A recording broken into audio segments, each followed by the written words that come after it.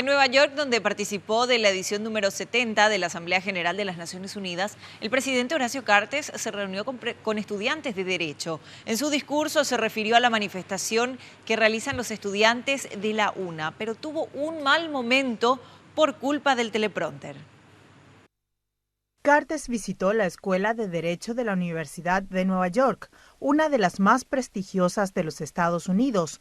Allí compartió con docentes y estudiantes la situación de la educación del Paraguay y aprovechó para referirse a la vigilia que mantienen los estudiantes de la Universidad Nacional de Asunción.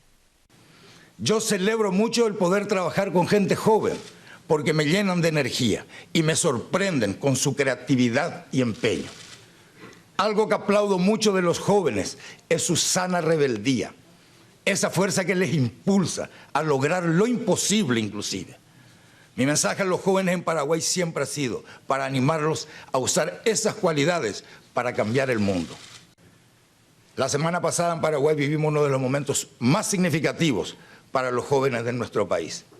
Unidos por la demanda de una educación de calidad, los estudiantes, tanto de escuelas privadas como públicas, salieron a las calles a hacer valer sus derechos con un llamado a los poderes del Estado.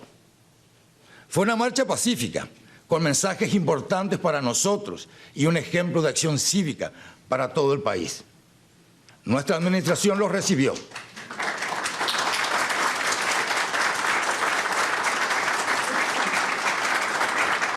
A la hora de pronunciar sus discursos, Cartes siempre hace uso de un teleprompter que esta vez le jugó una mala pasada. Así, nuestros jóvenes paraguayos crearán las innovaciones que aprendieron acá en las diferentes universidades o del mundo.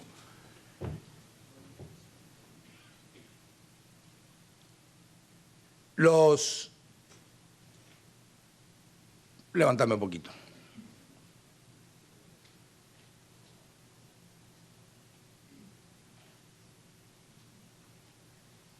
Para arriba.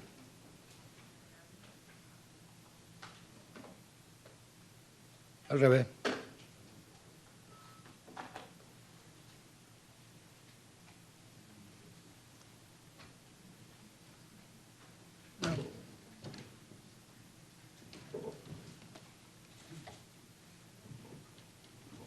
Retomando. Bueno, estos son algunos de nuestros logros y seguimos esforzándonos para poder devolver a los paraguayos la esperanza.